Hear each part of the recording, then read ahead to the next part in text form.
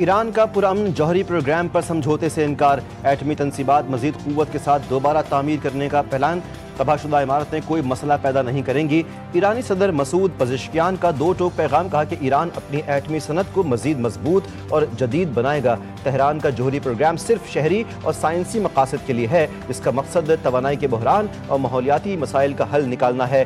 ایرانی وزیر خارجہ عباس عراقچی نے کہا، نیوکلیئر پروگرام پر مذاکرات کے لیے تیار ہیں لیکن یورینیم افزودگی نہیں روکیں گے۔ ایران بین الاقوامی خدشات کا ازالہ کرنے کے لیے تیار ہے لیکن حملے کے بعد کسی قسم کی رعایت نہیں دے گا۔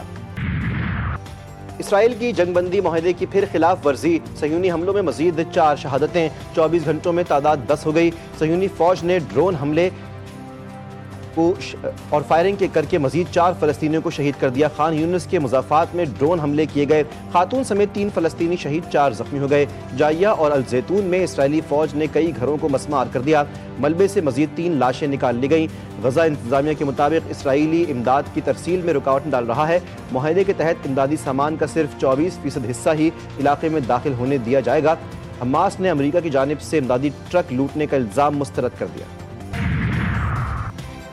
اسرائیل کے سیکیورٹی خطرات کو جڑ سے ختم کیا جائے گا، اسرائیلی وزیراعظم کی حزب اللہ کو دھمکی۔ نتن یاہو نے کہا کہ حزب اللہ دوبارہ اپنی طاقت بحال کرنے کی کوشش کر رہا ہے۔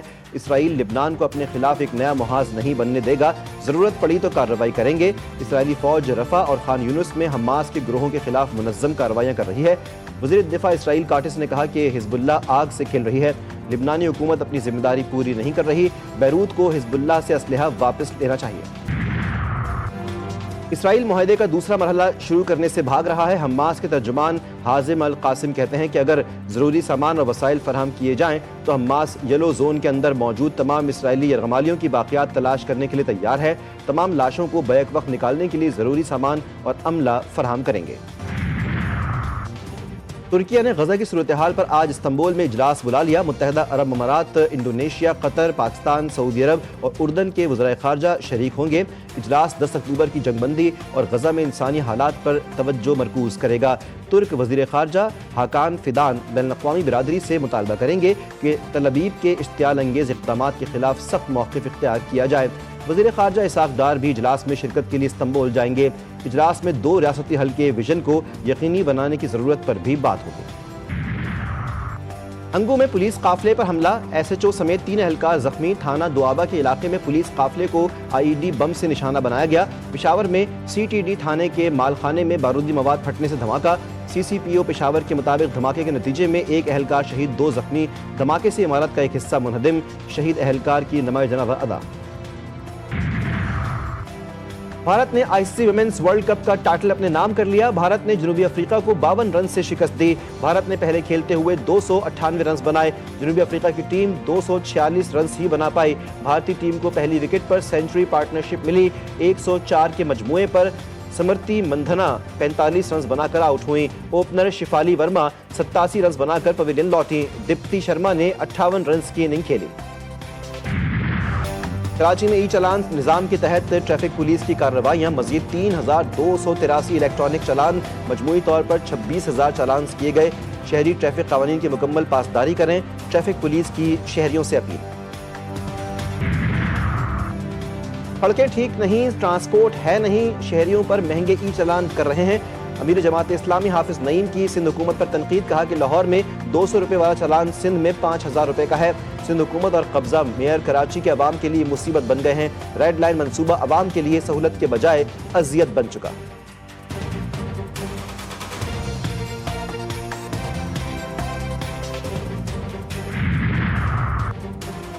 کراچی کے علاقے میمن گوٹ میں دل دہلا دینے والا واقعہ، نجی اسپتال کے اخراجات ادا کرنے کے لیے نوزائیدہ بچے کو فروخت کر دیا۔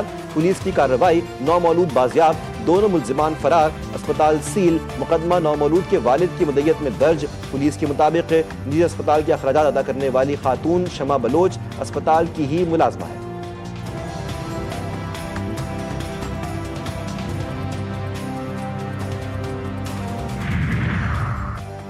نوجوان عرفان SIU اہلکاروں کے تشدد سے ہی جاں بحق ہوا۔ کراچی میں نوجوان کی ہلاکت پر FIA کی تصدیق۔ FIA اینٹی کرپشن سرکل نے پولیس کے 6 اہلکاروں کے خلاف مقدمہ درج کر لیا۔ مقدمہ torture and custodial death act 2022 کے تحت درج کیا گیا۔ پولیس اہلکاروں نے دوران حراست متوفی پر تشدد کیا۔ تشدد کے باعث عرفان کی موت واقع ہوئی۔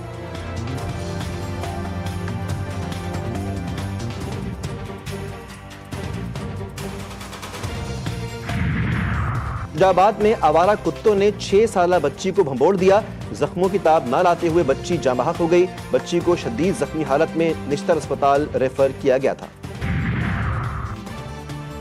MD کیٹ ٹیسٹ میں MBBS کے 56% امیدوار فیل۔ MBBS کے 14,300 امیدوار کامیاب ہوئے۔ IBA سکھر یونیورسٹی نے MD کیٹ 2025 کے حتمی نتائج جاری کر دیے۔ ٹاپ 10 میں شامل 124 امیدواروں میں سے 41 کا تعلق کراچی سے۔ لاہور کی فضائیں زہر آلود۔ پنجاب میں اسکولوں کے صبح 8:45 سے پہلے کھلنے پر پابندی عائد۔ خلاف ورزی پر اسکول پر پہلی بار 1 لاکھ سے 5 لاکھ، دوبارہ خلاف ورزی پر 6 لاکھ سے 10 لاکھ روپے جرمانہ عائد ہوگا۔ دھوئیں چھوڑنے والی گاڑیوں اور آلودگی پھیلانے والی فیکٹریوں پر بھی بھاری جرمانے اور پابندیاں عائد۔ خشک صفائی بھی بند۔ سڑکوں کو پانی کا چھڑکاؤ کیا جائے گا۔ ڈاکٹرز کا شہریوں کو بلا ضرورت گھر سے نہ نکلنے کا مشورہ۔ چینی عوام کی پہنچ سے باہر۔ ملک کے مختلف شہروں میں چینی کی فی کلو قیمت 220 روپے تک پہنچ گئی۔ کراچی اور حیدرآباد میں چینی کی فی کلو قیمت میں 5 روپے تک اضافہ۔ سرگودھا میں چینی کی فی کلو قیمت میں 23 روپے تک اضافہ۔ لاہور میں چینی کی قیمت میں ہوش ربا اضافہ۔ فی کلو چینی 200 سے 220 روپے فی کلو تک فروخت ہو رہی ہے۔ لاہور میں ٹماٹر کی قیمتوں میں استحکام تو پیاز کی قیمت میں اضافہ۔ پیاز کی بڑھتی ہوئی قیمتوں نے عوام کو پریشان کر دیا۔ پیاز کی قیمت 160 سے 180 روپے فی کلو ہو گئی۔ سوڈان کے شہر الفاشر میں فوج اور RSF کی جھڑپیں۔ ہلاکتوں کی تعداد 1500 سے زائد ہو گئی۔ RSF نے چند دن پہلے قبضہ کر کے بڑے پیمانے پر قتل عام شروع کیا۔ RSF نے شہریوں کو ماورائے عدالت قتل کیا اور اغوا کیا، لوٹ مار کی اور جنسی تشدد کا نشانہ بنایا۔ اقوام متحدہ کے مطابق تقریباً 2,60,000 افراد میں سے 65,000 افراد نقل مکانی کر چکے ہیں۔ ہزاروں اب بھی شہر میں محصور۔ علاقے میں اجتماعی قبروں کے شواہد بھی ملے۔ امریکن صدر کی نائجیریا کے خلاف فوجی کارروائی کی دھمکی۔ Social media site Truth Social پر پوسٹ کرتے ہوئے ٹرمپ نے کہا کہ اگر نائجیرین حکومت مسیحیوں کی قتل و غارت روکنے میں ناکام رہی تو امریکہ امداد بند کر دے گا۔ امریکی صدر نے محکمہ جنگ کو ممکنہ فوجی کارروائی کی تیاری کا حکم دیتے ہوئے کہا کہ امریکہ طاقت کے زور پر اس ملک میں دہشت گردوں کو ختم کر سکتا ہے۔